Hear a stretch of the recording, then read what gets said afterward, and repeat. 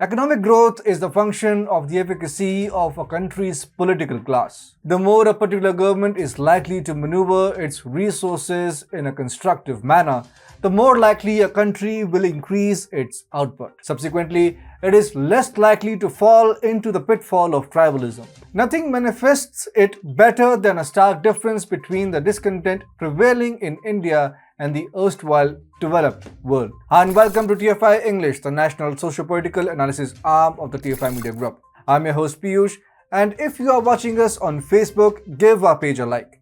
And if you're watching us on YouTube, like the video and subscribe to the channel. Coming back to the story, in this video, I'm here to tell you how India fares compared to other countries in terms of growth. GDP numbers for the April-June quarter are out. Latest estimates reveal that India's GDP expanded by a humongous 13.5% in the year-on-year terms in the given quarter. Apparently, this is the second highest annualized growth rate compared to 20.1% during the same period last year. But the last year's growth has a caveat to it. It did not show the full picture of the story. But this time around, the growth rate deserves more applause because of higher productivity. The applause gets much bigger when we start comparing India's growth rate to other economies like the US or rapidly developing countries like China and Brazil. Here are the official numbers. First, let's have a look at the growth rate of the Great Experiment. America, as it is more popularly known, has entered into a technical recession. In the year-on-year terms, the Biden administration oversaw a 0.6% decrease in its GDP growth rate. But somehow, it's positive news for Americans because the growth rate of minus 1.6% registered in the previous quarter. Its brother Canada performed better than the US. In spite of truckers' protest and other internal problems halting the Canadian economy, official statistics show the Canadian economy expanding at the rate of 3.3%. Coming to the Eurozone, it won't be sufficient to say that the continent is in tatters. They are on the verge of destruction. Germany, the largest economy of Europe, grew only 1.7% in year-on-year terms. The situation is so grim in Germany that people of the country, which historically has been the most industrialized economy of Europe, are down to cutting trees for fire. The United Kingdom, its toughest competitor in the continent, is not in good state either. While having nearly 30% less GDP than Germany, it could only grow by 2.9%. However, not every country is doomed in Europe. France, Italy, and Spain did give a glimmer of hope to Europeans. Charismatic Macron helped the French economy grow at a reasonable rate of 4.2% in year-on-year terms. Italy, the fourth largest economy of Europe, performed slightly better than France with a growth rate of 4.6%. Spain, the country sitting at the fifth position in Europe's largest economies, was one which showed the most improvement. It grew at the rate of 6.3% in the aforementioned period.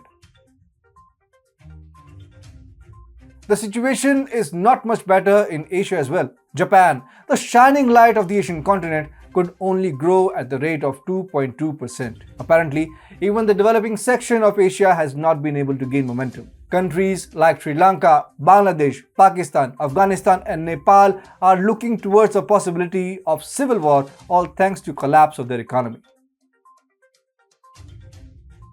China is also looking down the abyss. Even with his full authoritarian response to the looming crisis, Xi Jinping could not crank up his workforce. It seems as if Chinese workers are just refusing to participate in the economy, and the growth rate of 0.4% is a prime example of the discontent among economic giants in China.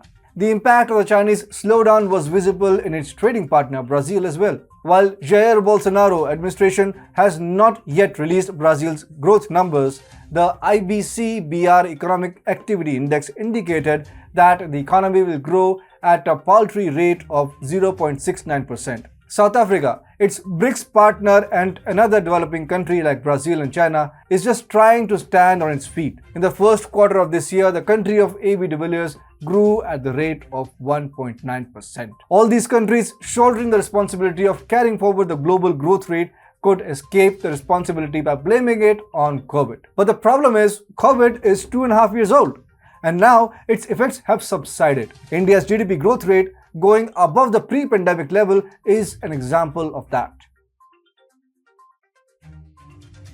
On the other hand, future hope for these countries also look dim. The poor policies are now reflecting in the future predictions as well. In its July 2022 World Bank Economic Outlook report, the International Monetary Fund has predicted a not so good looking future for the world economy, barring India, of course. In fact, India is slated to be the fastest growing economy in the IMF's report. The IMF estimates that India will grow at the rate of 7.4% in the financial year 2022, while China will grow at less than half of India's rate.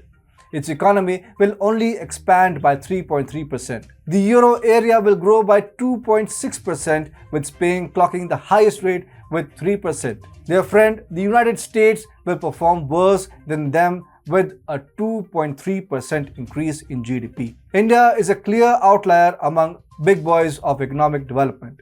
It has been possible only because of the Modi government's redistribution policy coupled with a push towards long-term infrastructure creation. A huge chunk of credit goes to our young population as well, especially for maintaining demand in the economy.